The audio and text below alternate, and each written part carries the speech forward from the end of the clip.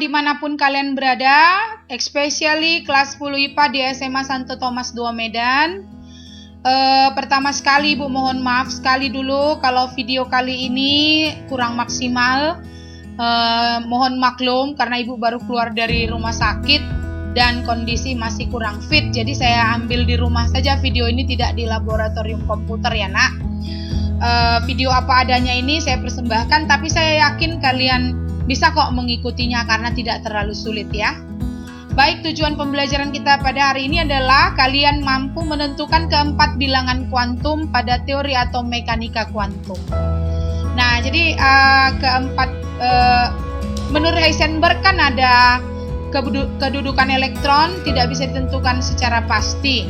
Tapi yang bisa ditentukan itu adalah daerah kebolehjadian atau daerah kemungkinan menemukan elektron di sekitar inti atom. Nah, daerah kemungkinan menemukan elektron itulah yang disebut dengan bilangan, digambarkan dengan keempat bilangan kuantum. Ada 4 bilangan kuantum ya. Jadi itu menggambarkan kedudukan elektron ya, menggambarkan kedudukan elektron.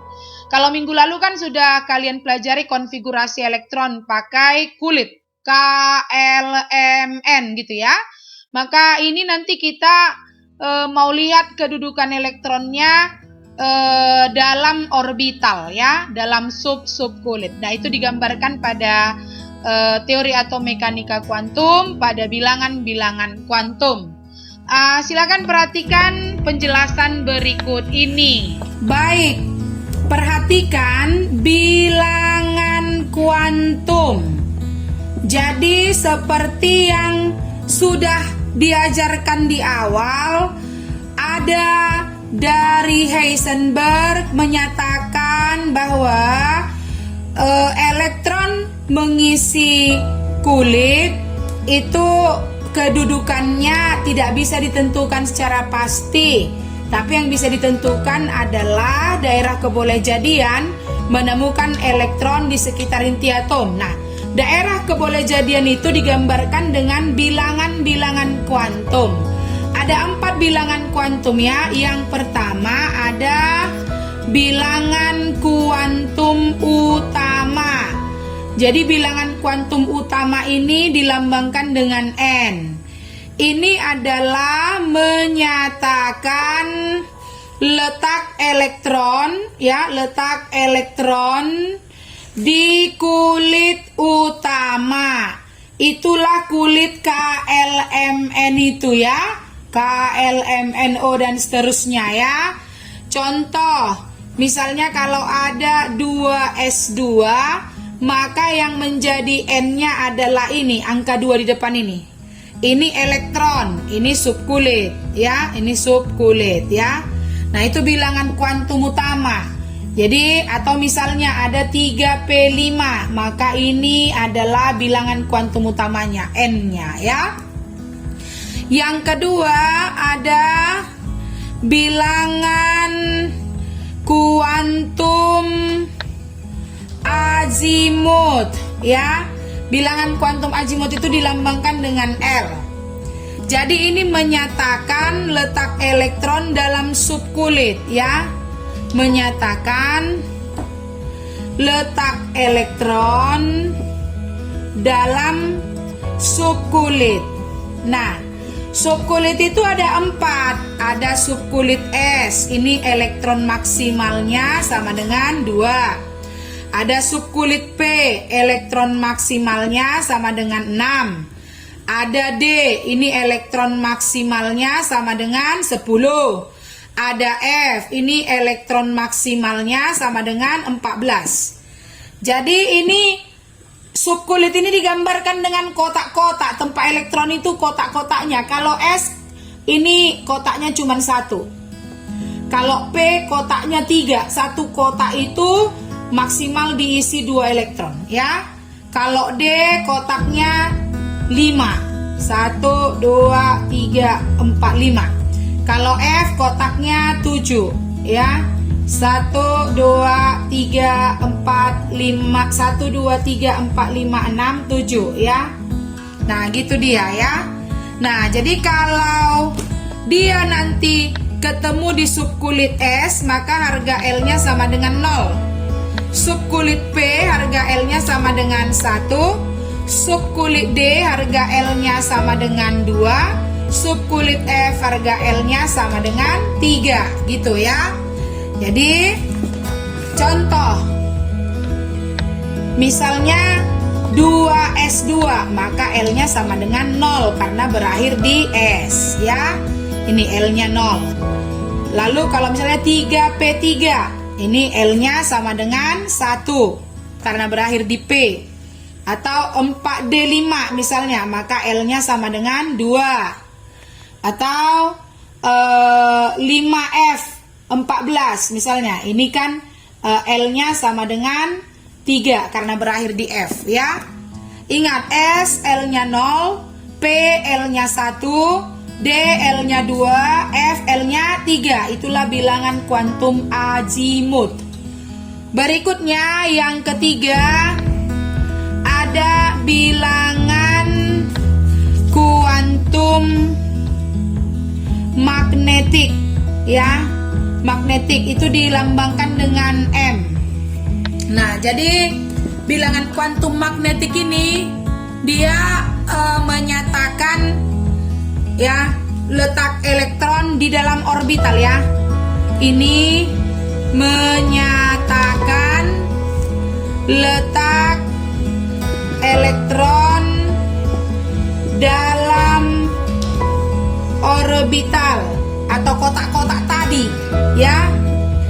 Kotak-kotak tadi. Jadi misalnya kan kalau ada 2S2, kotaknya kan kayak gini, cuman 1.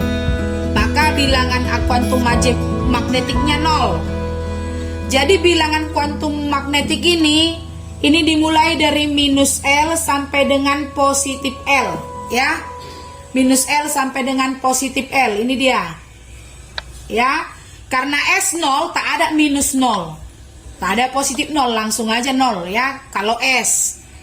Kalau dia P, maka contohnya misalnya 3P3 ya. P kan kotaknya tadi 3 kan? Ini 1, 2, 3. Maka ini yang di tengah ini 0. Ini minus 1. Ini positif 1. Ya, itu dia. Jadi pokoknya P kotaknya 3. Lalu kalau misalnya ini elektronnya ada 3, jadi kita ngisinya gini dulu. Bikin dulu elektronnya itu, isi dulu satu-satu dengan tanda panah ke atas. 1, 2, 3. Maka elektron terakhir ketemu di positif 1. Maka M-nya ini sama dengan positif 1 gitu. Ya. Contoh misalnya 3D4. 3D4. D tadi kotaknya adalah 5 kan? 1, 2, 3, 4, 5. Maka yang di tengah ini 0.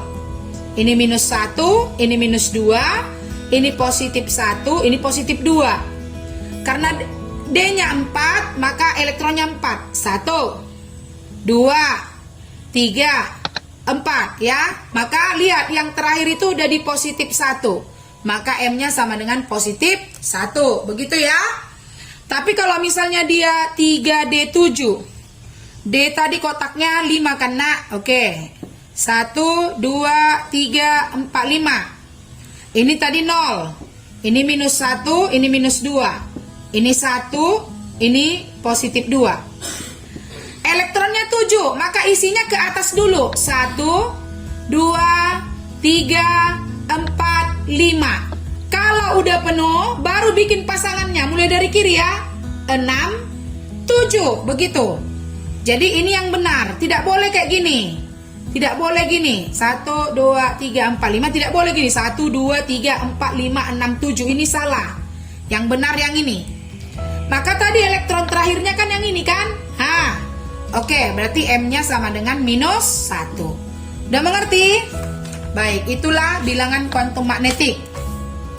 Berikutnya, bilangan yang keempat ini ya. Yang keempat, bilangan kuantum spin ya, kuantum spin atau S. Nah, jadi ini menyatakan arah rotasi elektron ya.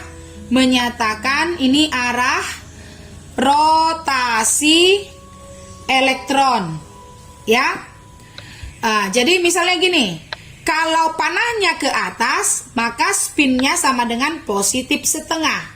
Kalau panahnya ke bawah, ini spinnya sama dengan minus setengah. Ya. Nah, contoh misalnya begini, 2s1, maka elektronnya kan cuma satu ini, berarti ke atas, ya. Maka S-nya sama dengan positif setengah.